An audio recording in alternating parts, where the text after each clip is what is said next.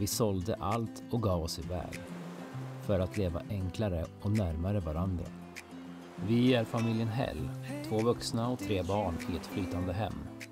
För ett år sedan lämnade vi Sverige och flyttade in på en segelbåt.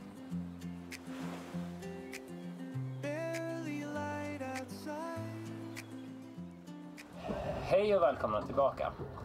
Att segla med barn innebär ju vissa utmaningar och om ni hänger med oss så ska vi berätta för er hur vi löser säkerheten ombord.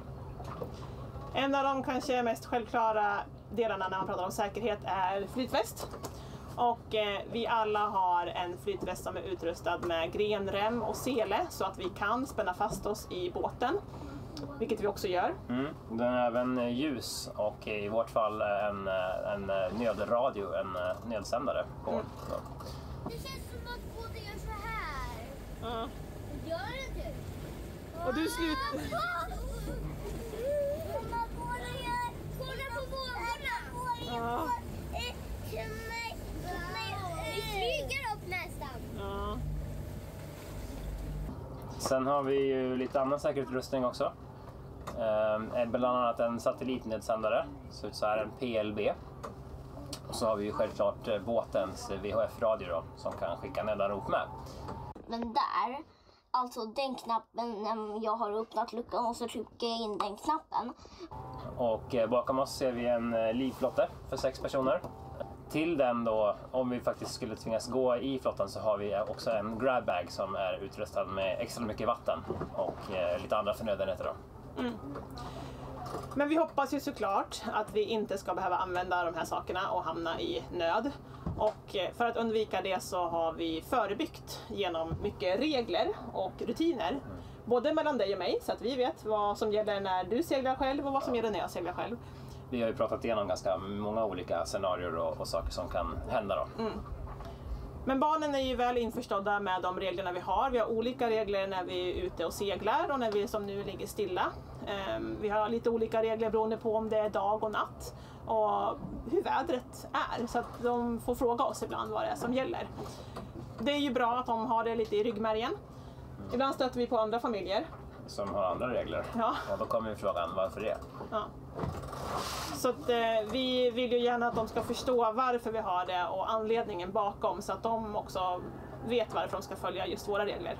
Men ibland så är olyckan framme ändå. Ja. För oss har det väl hänt oftast i land att de ramlar och skrubbar sig på fötterna och benen som barn gör. Men även ombord så är väl trappan det som är vårt största riskmoment. Ja, det är det ju. Och där har det hänt några incidenter att de har ramlat och slagit i huvudet då. Och det kan ju bli lite farligare än ett skrubbsår kanske. Och sen såklart det sista man tänker på, eller kanske snarare det första, är ju att ramla i vattnet då. Och även om de har flytväst på så är det ju ändå skönt att veta att de numera kan simma, hålla sig flytande och ta sig fram alla 3. Vi har haft stort fokus på det, att de ska lära sig simma, för det är ju en extra trygghet för oss såklart att de kan det. Och även Erik då lärde sig simma när han var 2,5 år. Det var ganska fantastiskt. Det var rätt imponerande. Ja. Ja. Men det är ju så, vi bor ju på vattnet, vi spenderar all tid här, så att då lär man sig saker. Bra på det. Oj, jag fick upp fram. Och en annan sak som man kanske kan tänka sig då i samband med säkerhet är ju att vi ser till att båtens olika delar inte går sönder. Så som mast och rigg och segel och sådana saker då, som kan skapa panik och göra att man skadar sig då.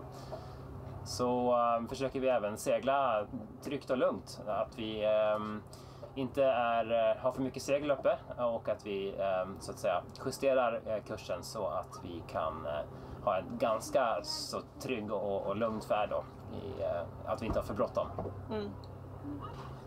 Och för att summera då ombord, säkerheten ombord, så kan vi jämföra det lite med hur det var när vi bodde i ett hus på land.